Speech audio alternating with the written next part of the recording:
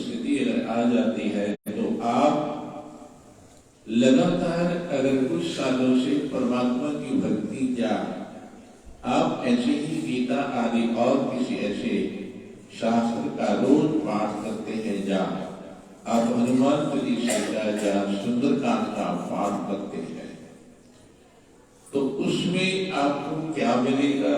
कई बार हम सुनते हैं कि हम तो बहुत पाठ करते थे, बहुत पूजा करते थे, लोगों का ऐसा थोड़ा सा कई बार लोगों को भ्रम हो जाता है कि संतों के ऊपर ऐसा कष्ट नहीं आना चाहिए था, ये ऐसे कैसे हुआ। पर इसमें हमने जो है निचोड़ निकाला है। कई बार संत लोग किसी को ऐसा आशीर्वाद देते हैं, और ये मैं आपको अपना ही सुनाता हूँ। इससे पहले मैंने भी किसी को ऐसे कहा कि जाओ तुम ठीक हो जाओगे, उसको हार्ट की ही प्रॉब्लम थी और वो ठीक हो गया, क्योंकि वो इधर आने वाला था पर उसको हार्ट की प्रॉब्लम हो गई और मेरे अंदर था। तो मैंने ये कहा और उसके बाद मेरे को जो है थोड़ी थोड़ी प्रॉब्लम शुरू हो गई है। इसलिए कई बार हम लोग कहते हैं कि संत लोग ना तो आशीर्वाद देते हैं ना किसी को श्राप देते हैं, परमात्मा से प्रार्थना करवाते हैं और प्रार्थना ही करते हैं। आप परमात्मा के आगे प्रार्थना कीजिए, देवता के आगे प्रार्थना कीजिए, आपकी प्रार्थना स्वीकार हो सकती है। इसलिए हमेशा आपने अपनी निष्ठा को परिपक्व करना है, अपनी बुद्धि को आपने विचलित नहीं करना है।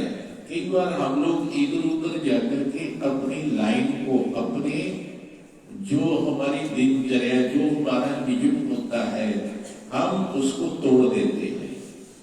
कोई कुछ भी कहे, जो आपको किसी सतगुरु महाराज ने, किसी संत ने बताया हुआ मार्ग है, उसके ऊपर आपने चलना है और अपनी निष्ठा को बढ़ाते ही चलना, बढ़ाते ही रहना है। श्रद्धा और विश्वास परिपक्व आपका होना चाहिए। तो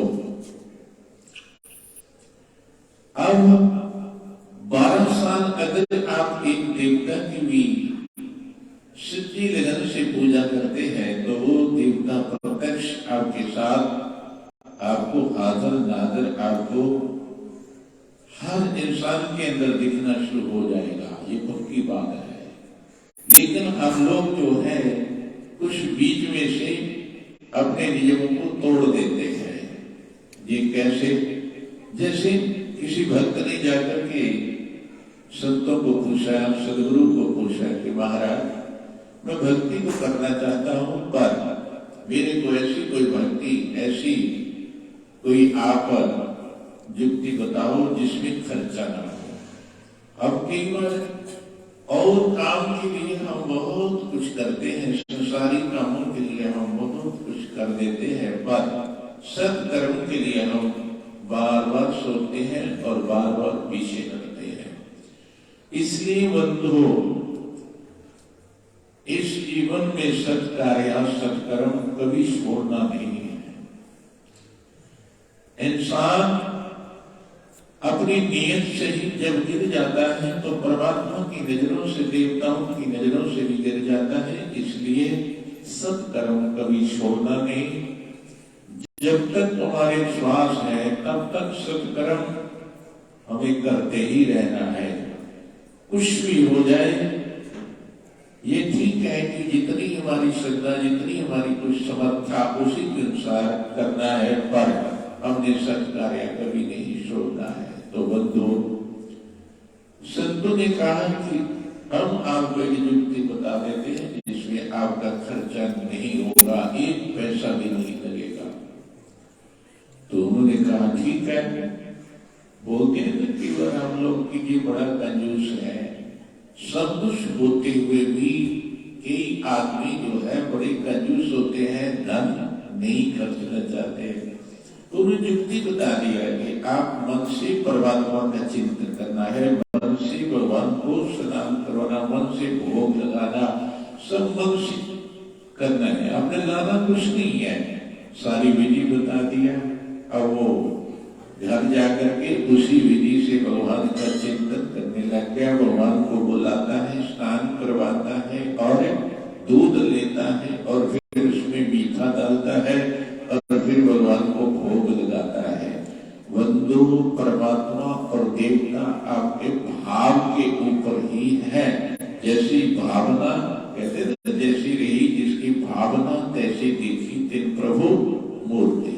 परमात्मा भाव की है, देवता भाव का है। अगर आपका भाव होगा तो देवता आपकी हर जगह रक्षक करेगा, आपके साथ होगा। तो उसको हम जैसे बताया था कि आपका खर्चा नहीं होगा, तो वो वैसे ही भक्ति करनी उसने शुरू कर दिया। कितने साल किया? 12 साल। 12 साल ऐसे ही करते हो गए। उसको लाना तो कुछ है नहीं, क्योंकि देवता को बस जरा याद करना है भगवान को, और दूध लाना, भोग लगाना, ये सब कार्य वो जैसे कहा करता है। तो एक दिन क्या हुआ, इतना तन्मय हो गया, इतना तन्मय हो गया कि वो भूल ही गया, दूध लाया और शक्कर ज्यादा डल गई। उसको ऐसा भास हुआ कि अरे शक्कर ज्यादा डल गई है। अब सोचने लगा कि भगवान को जो है मीठा ज्यादा हो जाएगा तो मैं शक्कर निकाल लेता हूं। अब उसी सोच में लगा हुआ है कि मैं शक्कर कैसे निकालूं, भगवान को मीठा ज्यादा डल गया है, मुझे ठीक नहीं होगा। ऐसे सोचने लगा। सोचते सोचते बड़ा समय निकल गया। भगवान देखते हैं कि ये तो बड़ा ही जो है चिंता में फंस गया, और इसको इतने साल हो गए भक्ति करते हुए। भगवान प्रकट हो जाते, कहते तू ऐसा क्यों इतना माथापच्ची कर रहा है? तूने क्या तू मोल तो लाया नहीं, ना तू कोई मीठा लाया, ये तू इसी में लगा हुआ है कि मैं कैसे निकालूं, कैसे निकालूं। इस माथापच्ची को छोड़ दे। देखिए भगवान ने जो है उसको उसी वक्त आशीर्वाद दे दिया, और उसी वक्त जो है वो भगवान की भक्ति में एकदम जो है लग गया, बदल गया सब कुछ। तुम परमात्मा के दरबार में, तुम परमात्मा की भक्ति अगर झूठे मन से भी करते हो, आपका मन नहीं है लेकिन तुम फिर भी राम राम बोलते हो, और तुम कृष्ण कृष्ण बोलते हो, शिव शिव बोलते हो, कुछ भी तुम्हारे मुख से अगर ऐसे निकलता है तो वो भी एकदम सच्चा हो जाएगा, भगवान सुनेंगे। तो भगवान जो है देखिए वहां प्रकट हो गए और उसका कल्याण कर दिया। कहने का भाव, आप अपने जीवन में परमात्मा से प्रार्थना करना है कि प्रभु आप जो कुछ भी करते हैं मेरे लिए बिल्कुल ठीक करते हैं। क्यों? जब मैं माँ के पेट में था उस वक्त भी आपने मेरी रक्षा किया, उस वक्त भी आप मेरे हित में थे, और इस दुनिया में हितैषी और कोई नहीं है। जितने परमात्मा हितैषी हैं उससे बड़ा इस दुनिया में कोई भी आपका हितैषी नहीं है।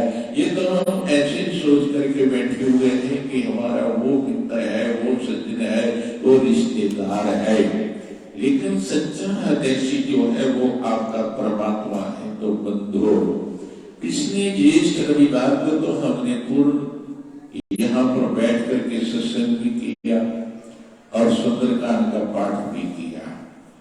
तो भगवान ने, हनुमान जी ने ऐसा कुछ वेद करवा दिया कि डॉक्टर यहाँ पर 2 बार आए। एक बार तो मेरे को देख करके चले गए जब मैं पाठ कर रहा था, और उन्होंने देखा कि महात्मा जी बड़े व्यस्त है, सुंदरकांड का पाठ चल रहा है, तो वापस चले जाते हैं। शाम को अपने आप भगवान ने ऐसा कुछ उनको प्रेरणा किया कि वो खुद फिर 5 बजे आ गए, और उन्होंने कहा कि हमें महात्मा जी को मिलना है, बैठ करके कुछ बात करनी है। तो मैंने कहा ये बैठिए। तो हम उठ करके कुछ लोग बैठे हुए थे, तो मैं अंदर बैठ गया उनके पास। तो उस वक्त भी मेरे को क्या हुआ कि शाम के 5 बजे भी पसीना चल रहा है।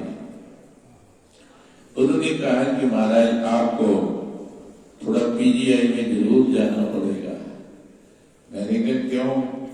कहते ये जो पसीना आपको इस वक्त भी पड़ रहा है ये हार्ट की निशानी होती है, इसलिए पहले उन्होंने मेरा ना वो ईसीजी क्या होता, फिर क्या एक और टेस्ट किया था, तो वहां से थोड़ा सा परिचय था, ऐसा मेरा कोई ज्यादा परिचय नहीं था। तो कहती इसमें कुछ नहीं आ रहा, बड़ी मशीन में ही दिखाना पड़ेगा। मैंने कहा मैं तो जा रहा हूँ हरिद्वार। मैंने कहा मैं तो हरिद्वार जाना है, वहां वादा किया हुआ है। कहते नहीं अब आप हरिद्वार मत जाओ, चलो हम चलते हैं आपके साथ। मैंने कहा नहीं, चलने की कोई जरूरत नहीं है ऐसा, पर अगर आप कहते ही है तो मैं जरूर जैसे आप कहते हो वैसे ही करूंगा। क्यों? मेरे मन में ये बात आई कि जहां तो मैं हरिद्वार रहा हूं, कुछ हनुमान जी की ऐसी कृपा होगी या ऐसे उनकी इच्छा होगी कि इधर ही जाना है। तो मैंने उनको बोल दिया कि ठीक है, मैं इधर ही जाता हूँ, पीजीआई में चलता हूँ। क्यों? उसकी रजा में राजी रहो। कोई भी परमात्मा किसी को निमित्त बना करके आपके पास भेजते हैं तो आपने विचार जरूर करना है। ये कभी मत सोचना कि मैं तो भक्त हूँ, मैं ज्ञानी हूँ, मैं तपस्वी हूँ। परमात्मा किसी भी रूप में आपकी सहायता के लिए, आपके आत्मबल को बढ़ाने के लिए वहां खड़े हो जाएंगे। लेकिन आपने पहचानना है। कई बार हम पहचानने की कोशिश नहीं करते हैं। मेरे मन में यही आया कि ये डॉक्टर मेरा इतना परिचय नहीं था, एक बार मिला है, लेकिन ये बार बार देखो आ रहा, तो कोई कारण तो जरूर होगा कि हनुमान जी ने इसको बुला करके ही खड़ा कर दिया है। तो मैंने कहा ठीक है। ऐसे प्रसंग भी आते हैं कि मंत्री का, कहते एक राजा का मंत्री था, वो परमात्मा के ऊपर बड़ा विश्वास करता था, लेकिन राजा थोड़े बड़े हठी होते हैं। तो क्या हुआ, राजा का पुत्र मर गया। तो उस मंत्री ने कहा कि जो प्रभु आप करते हैं ठीक ही करते हैं, आपने ठीक ही किया। अब राजा को तो क्रोध आया कि अरे मेरा पुत्र मर गया और ये कहता है बिल्कुल ठीक हुआ। अब राजा ने कुछ बोला नहीं, लेकिन मन में बड़ा उसको क्रोध आ रहा। उसके बाद उसकी पत्नी चली गई। मंत्री ने फिर कहा कि प्रभु आप जो करते हैं अच्छा करते हैं, आपने जो किया अच्छा किया। अब राजा को फिर क्रोध आया, उसने क्रोध को फिर मान लिया। और कुछ समय के बाद यो है, कहते हैं कि अब उसका पुत्र भी चला गया, रानी भी चली गई। कुछ समय के बाद वो जंगल में जो है, कहते हैं कि उसने एक बीच में और थोड़ा तलवार ली थी, धार उसको लगी, उंगली कट गई।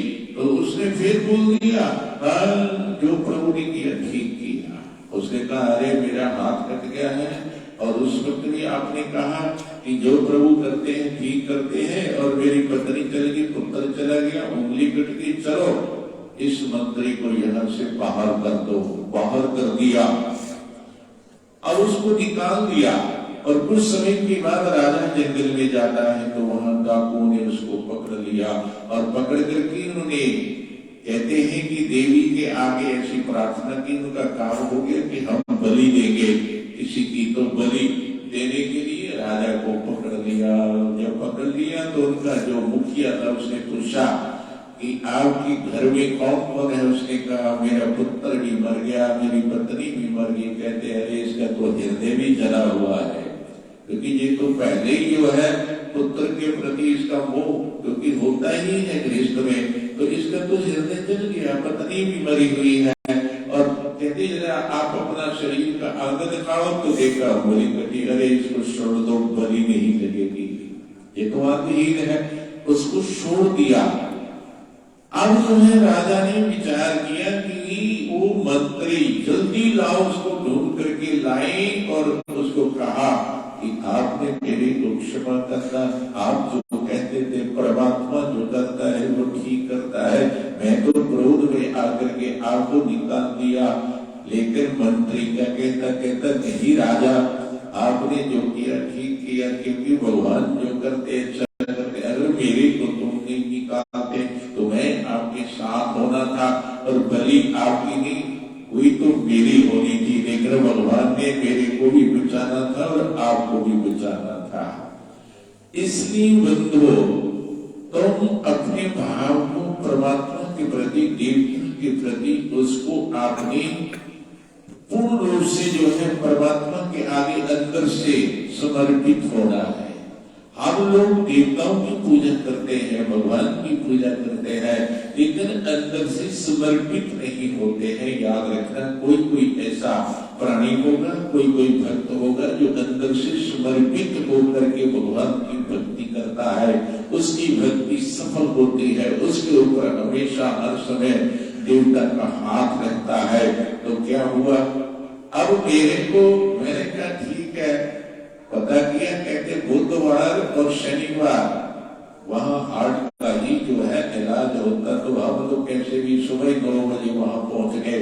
जब मेरे को देखा उन्होंने, कहते महाराज आपका तो 90% जो है ना ये बंद ही हो गया है सारा, तो आपकी तो पहले यहाँ से अंदर से जो है ना, इससे जो है सारा जी सफाई होगी। कहते बहुत कमाल है। फिर को अंदर डॉक्टर कहते कुमार है, वैसे तो इतना बंद होने पर आप ठीक ही चल रहे हैं, ठीक ही बोल रहे हैं।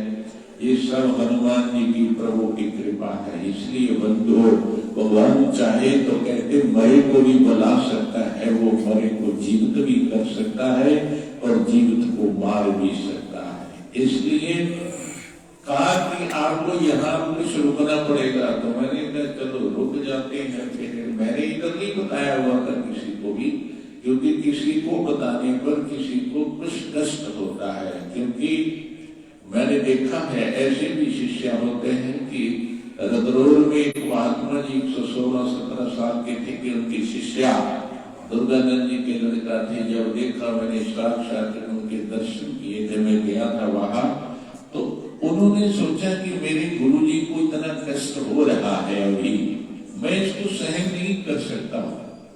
कुछ भक्त, कुछ कहते हैं सज्जन लोग ऐसे होते हैं जिनको बहुत कष्ट होता है। और उन्होंने क्या किया, देखिए उनके लिए गुरु जी ने हरिद्वार में आश्रम बनाया बहुत बढ़िया, वो भी मेरे को दिखाया उन्होंने कि ये उसके लिए बनाया है। लेकिन शिष्य ने जब गुरु को देखा कि इनको इतना कष्ट है, कुछ मैं कष्ट को नहीं देख सकता हूँ, इसलिए मैं अपने शरीर को गुरु जी से पहले ही त्याग देता हूँ। ऐसे भी शिष्य हुए हैं, वो बैठ करके उन्होंने अंदर अपना शरीर उसी वक्त त्याग दिया, बैठ करके। बाद में जब देखा दरवाजा खोल करके तो वो ऐसे ही बैठे हुए और शरीर छूट गया है शिष्य का। गुरु जी अभी 117-18 साल के, वो तो बैठे हुए हैं, लेकिन वो पहले ही चले गए। ऐसा भी होता है, किसी शिष्य को, किसी भक्त को दुख होता है, इसलिए संत लोग चाहते हैं कि मेरे को तो जो है मेरे को तो भोगना ही है, जैसे और किसी को कष्ट हो सुन करके तो वो अच्छा नहीं है। तो बंधु वहां कहते रहना पड़ेगा, मैंने कहा ठीक है रह लेते हैं। फिर आई बात जो है कि अब बाढ़ में कैसे रहेंगे, वहां तो बड़ा ही हल्ला हो रहा है।